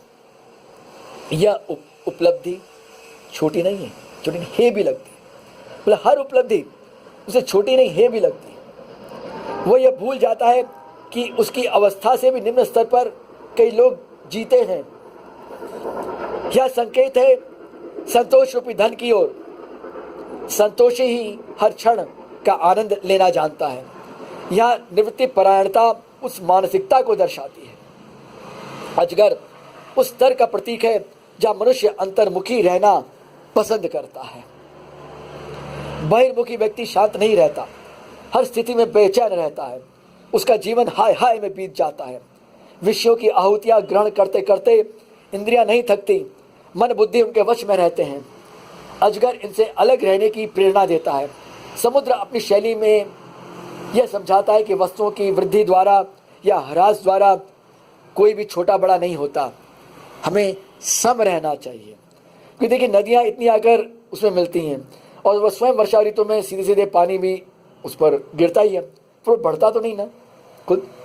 और ये भी नहीं कि ग्रीष्म ऋतु में कम हो गया, ऐसा भी नहीं होता। पतंगा जान की परवाह किए बिना आग में कूदता है, वैसे ही आसक्त मनुष्य नारी के मोहपाश में फंसकर अपना नाश करता है। यही बात नारी के लिए हो सकती है जो पुरुष पर आसक्त होकर जीवन का ध्येय भूल जाती है। भावरा रसग्राही होता है, वैसे ही मनुष्य को सत्याग्राही या सारग्राही बनना चाहिए। मधुमक्खी शहद इकट्ठा करती है, कोई और ले जाता है, वैसे ही धन संग्रह के साथ होता है, उसकी तीन स्थितियां है, दान भोग नाश। मधुमक्खी न देती है और न स्वयं उपयोग में लाती है, अतः शहद कोई और ले जाता है। यानी मधुमक्खी की दृष्टि से देखा जाए तो उसका नाश हुआ कि नहीं हुआ। हाथी कामासक्त होकर पराधीन होता है। प्रायकर हाथी पकड़ने वाले घास और तिनके से ढके गड्ढे पर हथनी का पुतला खड़ा कर देते हैं। उसे देखकर हाथी वहां आता है और गड्ढे में गिरकर फंस जाता है। अतः आसक्ति से दूर रहना चाहिए। शहद निकालने वाला यही सिखाता है कि धन संग्रह आवश्यकता से अधिक हो तब दुख अधिक देता है, क्योंकि आवश्यकता बढ़ती जाती है। उनकी पूर्ति हेतु में ही जीवन पूरा का पूरा बर्बाद हो जाता है। वह धन कमाने वाले के काम नहीं आता। नाना बीमारियों के चलते न भोजन का आनंद ले पाता है और न पैसों का। हरिण संगति में कैसे आ जाता है? संगति मतलब संगीत की संगति में। हरिण संगीत के चलते फंसता है, यानी एक ही इंद्रिय के आचरण से वह बंध जाता है। मनुष्य के फंसाने के लिए कई इंद्रियां हैं, अतः सावधान अधिक रहना चाहिए। मछली कांटे में लगे भोजन के पीछे अपनी जान गंवाती है, वैसे ही स्वाद के पीछे पागल मनुष्य क्या नहीं करता। वह जीने के लिए नहीं खाता, खाने के लिए जीता है। मछली इसी से सावधान रहने की सीख देती है। पिंगला नामक वेश्या एक रात ग्राहक का इंतजार करते करते थक गई, एक भजन गाने लगी। उसमें ऐसा मन लगा कि उसका हृदय पलट गया। नहीं, और हम लोग युगों युगों से सोच रहे कि अरे हम तो रोज भजन गाते हैं, हमारा मन ठीक है। अरे कुछ ठीक नहीं है नारायण, होता तो आज हमारा नाम यहाँ पर होता कि नहीं होता। अतः आशा के पीछे दौड़ना व्यर्थ है। जो व्यक्ति तन मन से संग्रह प्रेमी होता है उसे कष्ट भोगना ही पड़ता है। उसकी गति कुरर पक्षी की भांति होती है जो अपनी चोंच में मांस का टुकड़ा पकड़े हुए था। दूसरे बलवान पक्षी उसे परेशान करने लगे। जब उसने मांस का टुकड़ा फेंक दिया तब शांति मिली। देखा देखी या अनावश्यक संग्रह आज नहीं तो कल दुख का कारण बनता ही है। संग्रह से सुख का आभास होता है, अनुभव नहीं। उसके रक्षण में घुलते रहना पड़ता है। एक नन्हा बालक अपनी मौज में रहना सिखाता है। वो मान में फूलता नहीं, अपमान में घुटता नहीं। देखिए यहाँ पर कहना यह है कि जो आजकल के हिसाब से या पहले भी था कि भी कई तरह की मनोरोग होते हैं, बच्चों में भी पाए जाते हैं। तो ये यहाँ पर बच्चे से तात्पर्य ये लेना है कि एकदम तो छोटा बच्चा है जिसके साथ में ये बात नहीं घटती है। नहीं तो थोड़ा सा 7-8 साल का बच्चा भी हो तो घुट सकता है। वही जो बच्चा है जो 5 साल से भी कम की उम्र का है, वह आमतौर पर माना यही जाता है कि वह घुटता नहीं है, वो स्वयं से खुश रहना जानता है। तो हम 5 साल भी न रखें, 3 साल से भी कम उम्र का जो बच्चा है, या यूँ कहें सबसे अच्छी बात है, सबसे सावधानी वाली बात है कि 2 साल से भी कम उम्र का जो बच्चा है वो अपने से खुश रह सकता है। एक अविवाहित कन्या रिश्ते के लिए कन्या के लिए लड़के वाले आए। अतिथियों को बैठाकर वह धान कुटने अंदर गई। कलाई की चूड़ियाँ आवाज़ करने लगीं। उसे ग्लानि हुई कि भी बाहर वालों के सामने घर की आर्थिक विपन्नता खुल जाएगी, लोग क्या समझेंगे। तो उसने क्या कि भी एक एक करके वो उसने चूड़ियाँ उतारनी शुरू कर दी। अंत में एक एक दोनों कलाइयों में रख कर बाद बाकी सब हटाने से उसका मन भी शांत हो गया, क्योंकि आवाज़ हुई नहीं, शोर बंद हो गया। उसी तरह एकांतवास ही उचित है गृहस्थों के लिए भी और सबके लिए भी। गृहस्थों के लिए कैसे कि गृहस्थों के लिए इसका संबंध आंतरिक एकांत से लगेगा।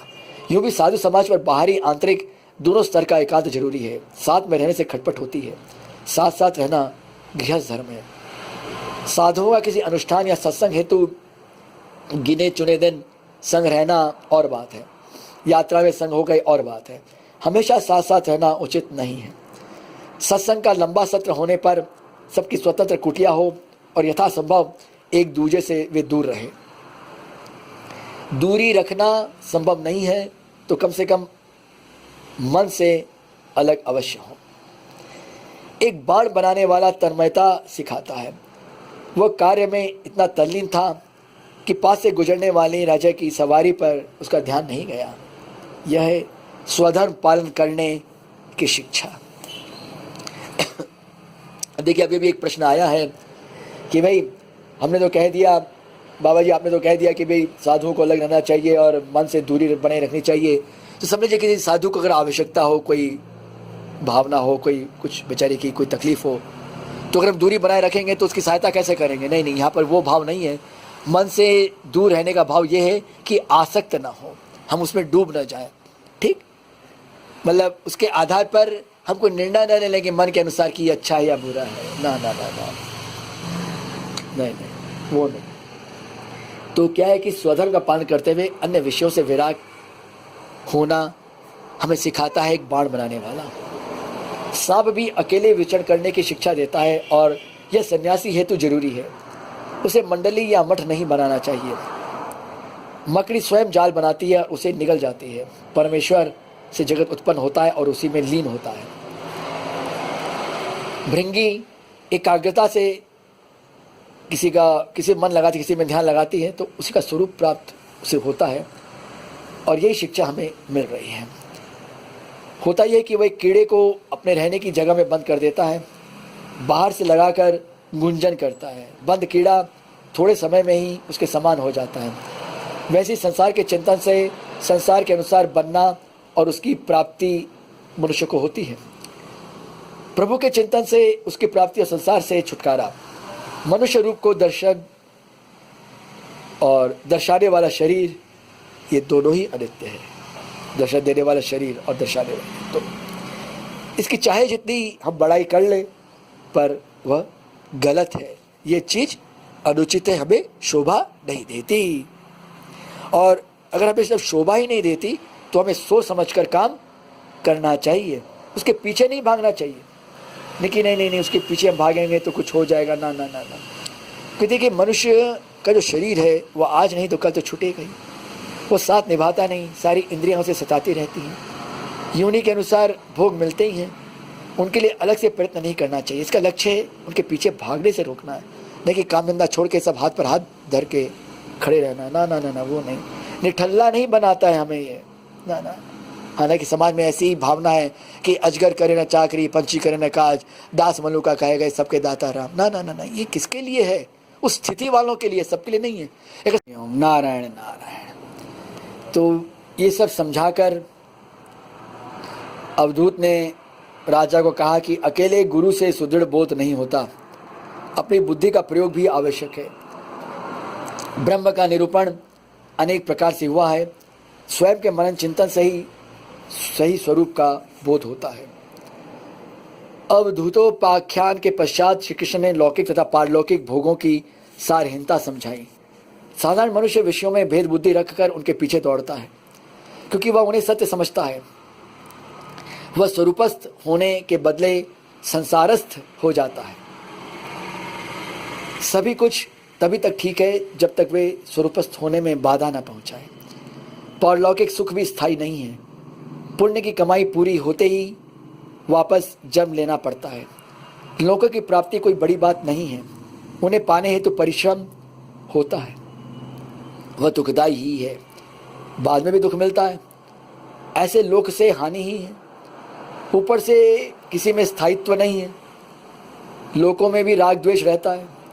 उसका ठेका पृथ्वीवासियों ने नहीं लिया। उनके भोग विलास समाज को बतलाए जाते हैं, दोष नहीं, इसलिए मन भटक जाता है। वेद में वर्णित लोकादि का तात्पर्य न समझकर देवादि योनियों में भटकना पड़ता है। वहाँ भी इंद्रियों की तृप्ति नहीं होती।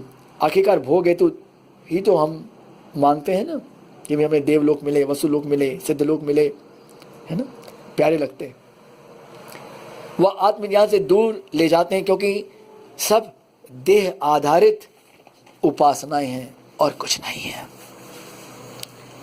कहने को लोग देह को आत्मा नहीं मानते, पर सारी क्रियाएं तो उसी पर निर्भर हैं। श्री कृष्ण ने देह भाव से दूर होने का उपदेश दिया, अपने से यानी नाम रूप वाले कृष्ण से नहीं बांधा। हालांकि सरसरी निगाहों से देखने पर यही लगता है, यही होता है, तब देह भाव का खंडन नहीं होता। नाम रूप वाले कृष्ण को भुनाकर रोजी रोटी चलाना या कीर्ति कंचन कामनी की प्राप्ति करना एक बात है, ज्ञान भक्ति वैराग्य की त्रिपुटी में स्थित होना दूसरी बात है। काल क्रम के चलते वेदवाणी लुप्त होती है या उसका लक्ष्यार्थ छुपता है। छुपने की स्थिति किसी असली संत के आने या अवतार द्वारा सुलझ जाती है। लुप्त होने की विकट स्थिति प्रलय में पैदा होती है। जब सृष्टि का समय आता है तब ब्रह्मा जी को उपदेश मिलता है। ब्रह्मा जी से उपदेश मनु को और उनसे सप्त प्रजापति महर्षियों को मिलता है। फिर वहां से उनकी संतानों को वह प्राप्त होता है। अब जरा ध्यान देकर सुनिएगा, काफी एक तरह से कहा तो एक रहस्य ही खुलेगा और खुलना भी चाहिए। वैसे भी काफी रहस्य खुल चुके हैं मेरी समझ में, भगवान ने खुलवाई दिए हैं इस अक्षय चैतन्य के माध्यम से। हम पहले श्लोकों का श्रवण करें मन से। तेभ्यः पितृभ्यः तत्पुत्रा देवदानव गुह्यकाः मनुष्याः सिद्धगन्धर्वाः सविद्याधर चारणाः किन्देवा किन्नरा नागारक्ष किंपुरुषादयः बहव्यस्तेषां प्रकृतयो रजसत्त्वतमो भुवः याभिर्भूतानि भिद्यन्ते भूतानां मतयस्तथा यथा प्रकृति सर्वेषां चित्रावाच स्रवन्ति। उनकी संतानें देव दानव गुह्यक मनुष्य सिद्ध गंधर्व विद्याधर चारण किन्नदेव यानी स्वेदादि दुर्गंध से युक्त मुक्त होते हैं जो देव या मनुष्य, ऐसा संदेह हो।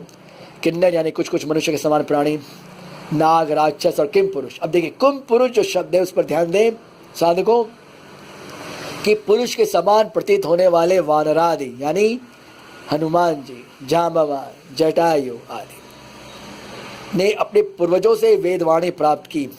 सबके स्वभाव भिन्न भिन्न हैं, बुद्धि वृत्तियों में भेद है। सबने अपनी अपनी प्रकृति अनुसार वेदवाणी का भिन्न भिन्न अर्थ ग्रहण किया। उस अलौकिक वाणी का भिन्न भिन्न अर्थ निकलना स्वाभाविक है। वह ग्रहण क्षमता का मान रखते हुए लक्ष्यार्थ की ओर ले जाती है।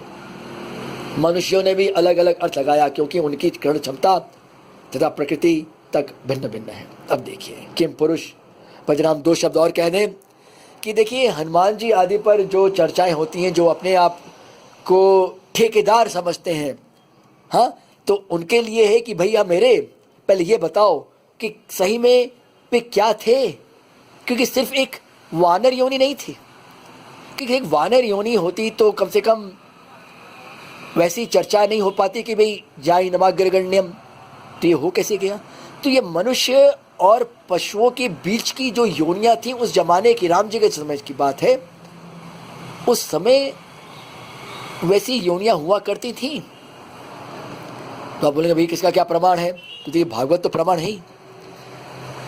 हुआ ये कि हम एक बार जब रांची के तरफ गए हुए थे तो वह कुछ लोगों से मुलाकात हुई। कुछ आदिवासी इलाकों में जो रहने वाले लोग हैं उन्होंने समझाया कि आज भी वहाँ पर कुछ ऐसी जनजातियाँ हैं जो इनका मुख कुछ कुछ आज भी देखने में जैसे हनुमान जी का ठुड्डी उभरी हुई और ये सब कुछ है वैसा है। और आज भी वहाँ की जो उपाधियाँ हैं जैसे हड़मान, रीछा, जामोड़ा, रावड़ा, ये सब आज भी है।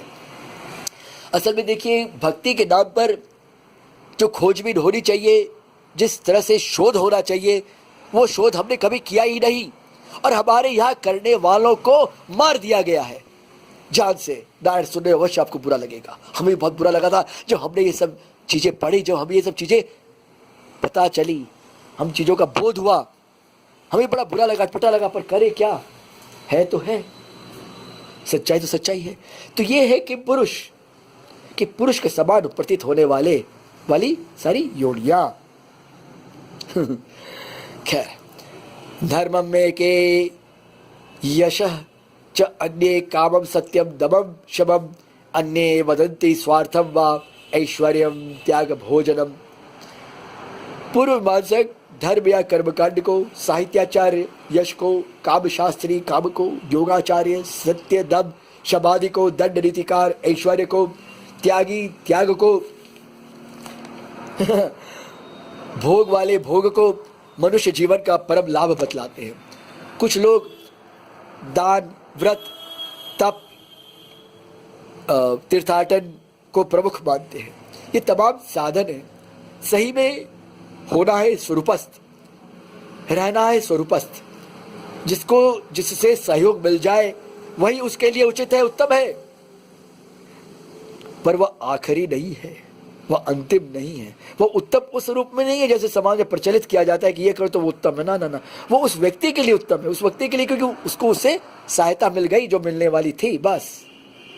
उसे औरों पर लादना या थोपना नहीं चाहिए, और न उसके आधार पर अन्य की साधनाओं को हे समझना चाहिए। होता यही है नारायण, हम अपनी साधना, अपनी उपासना को अच्छा समझते हैं, मानते हैं, और औरों की साधना उपासना को हे, वो क्या जानता है, वो तो कहीं नौटंकी करता है, पाखंड करता है, हे, भाव ही नहीं है, हे।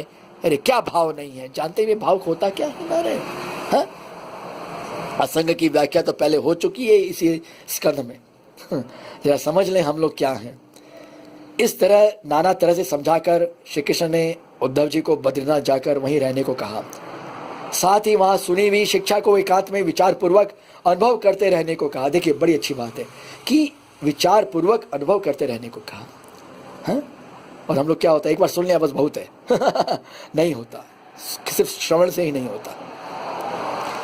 उनके जाने के बाद वह समय आ गया जब यदुकल का संहार होना था। अधिकांश यादव वीर प्रभास क्षेत्र गए और वहां मेरे यक नामक मदिरा पी। उसके नशे से बुद्धि भ्रष्ट होती है। उस तीव्र मदिरा ने असर दिखाया।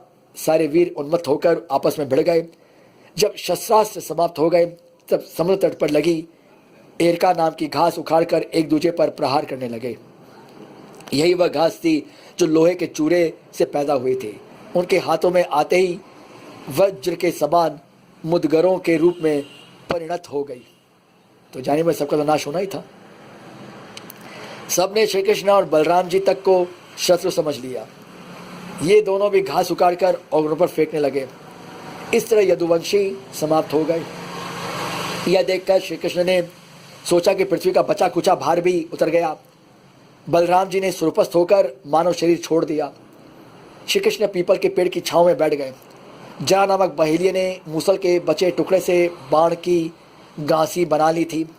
उसे दूर से श्री कृष्ण का तलवा हरण के मुख समान लगा। उसे सच समझकर उसी बाण से भीन दिया। जब उसे असलियत का बोध हुआ तब वह कांपने लगा। उसे अभेदान देकर श्री कृष्ण ने उसे स्वर्ग दे दिया। इधर खोजते खोजते सारथी दारुक आया। उसके सामने ही रथ तथा आयुध आकाश में चले गए। श्री कृष्ण ने यदुकल का संहार की बात, बलराम जी के परम गति तथा उनके स्वधाम गमन की बात द्वारिका में जाकर बताने को कहा। साथ ही यह समझाया कि सब कोई इंद्रप्रस्थ चले जाए। सारथी को ज्ञानिष्ठ होकर सबकी उपेक्षा करने एवं दृश्य को माया समझकर विचरण करने को कहा गया। वे तुम ऐसे करो और फिर शांत होकर विचरण करो, ज्ञाननिष्ठ होकर। सारथी से सारा वृत्तांत सुनकर सारे लोग प्रभास क्षेत्र आए। माता देव की, माता रोहिणी और वसुदेव जी ने वहीं प्राण त्याग दिए। इसको लेकर देखिए कि और कोई जो व्याख्या सुनाई जाती है समाज में, हो सकता है किसी न किसी ग्रंथ से ली गई हो, पर भी हम भागवत के मामले में तो सबसे पहले भागवत को प्रमाण मानेंगे। अर्जुन ने इंद्रप्रस्थ में अनिरुद्ध के पुत्र वज्र का राज्याभिषेक किया। मुनि सुखदेव जी ने सारी बातें बतला दी थी अभी तक, और अपने अंतिम उपदेश के रूप में समझाया कि दीपक के बुझ जाने से तत्व रूप तेज का विनाश नहीं होता, वैसे ही देह छोड़ने से आत्मा कुछ बनता बिगड़ता नहीं है। वह पहले से मुक्त है, देह के चलते वह बद्ध लगती है।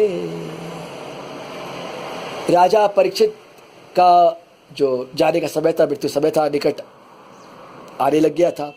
यह देखकर मुनि सुखदेव जी ने सावधान होने को कहा, और क्योंकि उनके रहते तक्षक नाग आ नहीं सकता था, इसीलिए मुनिवर ने जानना चाहा कि राजा के मन में कोई और प्रश्न बचा हो तो वे पूछ ले। राजा परीक्षित की तमाम शंकाओं का समाधान हो चुका था।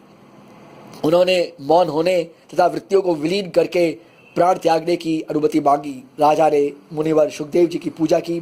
वे त्यागी महात्माओं के सहित चले गए। राजा उत्तरमुख होकर बैठ गए और शरीर से अलग हो गए। तक्षक नाग आया और उसने शरीर को डसा, शरीर भस्म हो गया। सुधीजनों, इस भांति यह संवाद पूरा होता है। साहित्य संबद्ध शैली से ओतप्रोत यह संवाद ज्ञान, भक्ति तथा वैराग्य की त्रिपुटी से ओतप्रोत है। इनमें स्थित होने वाला ही भागवत को समझ सकता है या समझने का अधिकारी बन सकता है। हमें खुशी है, हमें गर्व है कि आप लोगों के माध्यम से, आप लोगों के जरिए, क्योंकि कुछ इच्छा थी कि आपके साथ में कुछ बांटें, तो एक वक्ता की निशानी यही होती कि वो कम से कम अपने आप को सुने समझे। और चूंकि आप लोग सब समझदार हैं, योग्य हैं, अधिकारी हैं, तो कम से कम अक्षय भी एक अधिकारी बन जाए। इसी बहाने कम से कम सुन तो ले, भले ही उसकी तुतलाती वाणी में, तुतलाती शैली में, ज़्यादा नहीं तो कम से कम दो एक अच्छी बातें तो निकली ही होगी, कुछ तो उपलब्धि हुई होगी, कुछ तो अच्छा हुआ ही होगा। और न भी हो तो कम से कम इतना जरूर है कि अभ्यास हो गया, कम से कम भागवत तो सुन ली, मन में तो नहीं रही कि नहीं हम सुन नहीं पाए, अपने आप को नहीं सुन पाए। अपने आप को न सुनना ही नारायण सबसे बड़ी बेवकूफ़ी है, सबसे बड़ी गलती है जो हम सबसे होती ही है। चरम पदम भ्रष्टम मात्राहीनम तु यद भवेत तत्सर्वं क्षम्यतां देव प्रसीद परमेश्वर। ओम हरि ओम।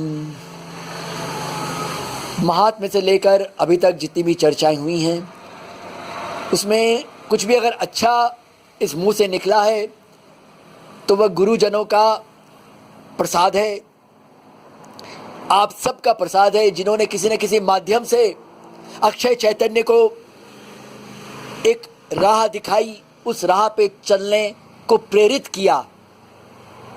हमें गुमान है, हमें गर्व है उन कांटों पर भी जिन्होंने हमारा रास्ता नहीं रोका, उस रूप में नहीं जैसे फूल रोकते हैं ना। और फूलों पर भी गर्व है कि उन्होंने भी मुंह चुरा लिया, मुंह छुपा लिया, और कम से कम ये भी समझा दिया कि भैया मेरे, हम भी सब दिखावटी हैं, कोई असली नहीं है, कोई असली नहीं है। हरि हरि हरि हरि हरि शरणम, हरि शरणम, हरि शरणम।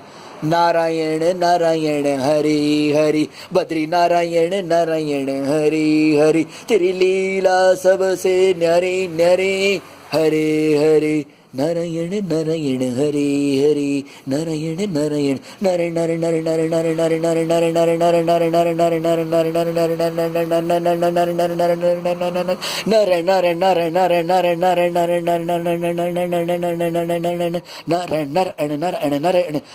नारायण नारायण नारायण हरि हरि, श्रीमन नारायण नारायण हरि हरि। तो भगवान इसी तरीके से ये संवाद पूर्ण होता है और अब वाणी को विश्राम देने का भी समय हो चला है। ओम सहनावतु सहनौ भुनक्तु सह वीर्यं करवावहै तेजस्विनावतीतमस्तु मा विद्विषावहै। ओम शांति शांति शांति। हरि ओम।